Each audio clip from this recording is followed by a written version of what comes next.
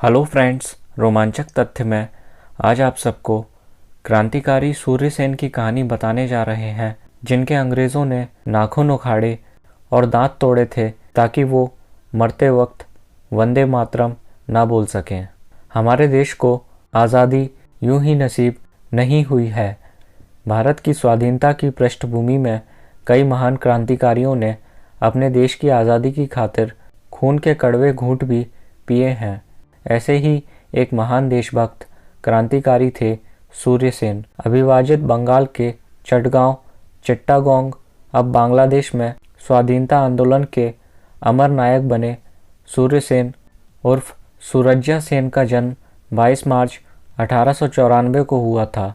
क्रांतिकारी एवं स्वतंत्रता सेनानी सूर्यसेन को द हीरो ऑफ चिट्टागोंग के नाम से भी जाना जाता है। अंग्रेजी हुकूमत क्रांतिकारी सूर्यसेन से इतना खौफ खाती थी कि उन्हें बेहोशी की हालत में फांसी पर चढ़ाया गया था। पेशे से शिक्षक रहे बंगाल के इस नायक को लोग सूर्यसेन कम मास्टर दा कहकर ज़्यादा पुकारते थे। 1930 की चटगांव आर्मरी रेड के नायक मास्टर सूर्यसेन ने अंग्रेजी सरकार को सीधी चुनौती दी थी। उन्होंने अपने साथियों के साथ मिलकर चटगांव को अंग्रेजी हुकूमत के शासन के दायरे से बाहर कर दिया था और भारतीय ध्वज को फहराया था। उन्होंने न केवल क्षेत्र में ब्रिटिश हुकूमत की संचार सुविधा ठप की थी, बल्कि रेलवे, डाक और टेलीग्राफ सब संचार एवं सूचना माध्यमों को ध्वस्त करते हुए चटगांव से अंग्रेजी सरकार के संपर्क तंत्र को ही खत्म कर दिया था। सूर्यसेन की प्रारंभिक शिक्षा चटगांव में ही हुई थी। उनके पिता राम निरंजन भी चटगांव के ही नौपारा इलाके में एक शिक्षक थे। 22 वर्षीय सूर्यसेन जब इंटरमीडिएट के विद्यार्थी थे, तभी अपने एक शिक्षक की प्रेरणा से वह बंगाल की प्रमुख क्रांतिकारी संस्था अनुशीलन समिति के सदस्य बन गए। इसके बाद उन्होंने बहरामपुर कॉलेज में बीए कोर्स में दाखिला ले लिया। यहीं वे प्रसिद्ध क्रांतिकारी संगठन युगांतर से जुड़े। वर्ष 1918 में चटगांव वापस आकर उन्होंने स्थानीय युवाओं को संगठित करने के लिए युगांतर पार्टी की स्थापना की। शिक्षक बनने के बाद वे भारतीय राष्ट्रीय कांग्रेस की चटगांव जिला शाखा के अध्यक्ष भी चुने गए थे। उन्होंने धन और हथियारों की कमी को देखते हुए अंग्रेज सरकार से गुरिल्ला युद्ध करने का निश्चय किया।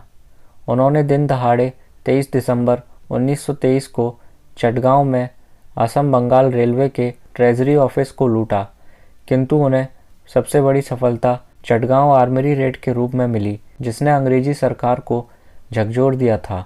मास्टर दा ने युवाओं को संगठित कर भारतीय प्रजातांत्रिक सेना नामक संगठन खड़ा किया। 18 अप्रैल 1930 को सैनिक वस्त्रों में इन युवाओं के नेतृत्व में 2 दल बनाए। इन्होंने चटगांव के सहायक सैनिक शस्त्रागार पर कब्जा कर लिया, किंतु दुर्भाग्यवश उन्हें बंदूकें तो मिली, पर उनमें गोलियां नहीं मिल सकी। क्रांतिकारियों ने टेलीफोन और टेलीग्राफ के तार काट दिए और रेल मार्गों को अवरुद्ध कर दिया। वो अपनी साहसिक घटनाओं द्वारा अंग्रेजी सरकार को छकाते रहे। ऐसी अनेक घटनाओं में 1930 से लेकर 1932 के बीच 22 अंग्रेजी अधिकारी और उनके लगभग 220 सहायकों की हत्याएं की गईं। इस दौरान मास्टर सूर्यसेन ने अनेक संकट झेले। अंग्रेजी सरकार ने सूर्यसेन पर 10,000 रुपये का इनाम भी घोषित कर दिया था। इसके लालच में एक धोखेबाज साथी नेत्रसेन की मुखबरी पर 16 फरवरी 1933 को अंग्रेजी पुलिस ने सूर्यसेन को गिरफ्तार कर लिया। 12 जनवरी 1934 को चटगांव सेंट्रल जेल में सूर्यसेन को साथी तारकेश्वर के साथ फांसी की सजा दी गई, लेकिन फांसी से पूर्व उन्हें कई अमानवीय यातनाएं भी दी गईं। ब्रिटानी तानाशाही की अमानवीय बर्बरता और क्रूरता की हद तब देखी गई जब सूर्यसेन को फांसी के फंदे पर लटकाया जा रहा था।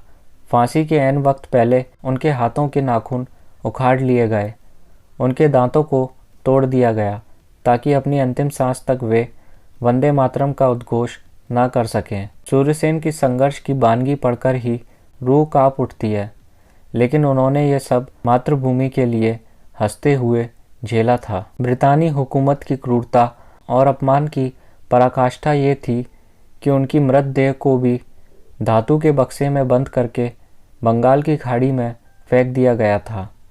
आज़ादी के बाद चटगांव सेंट्रल जेल के उस फांसी के तख्त को बांग्लादेश सरकार ने बनाया और मास्टर सूर्यसेन स्मारक घोषित किया था। भारतडिस्कवरी.org के अनुसार मास्टर सूर्यसेन ने फांसी के एक दिन पूर्व 11 जनवरी 1934 को अपने एक मित्र को अंतिम पत्र लिखा था।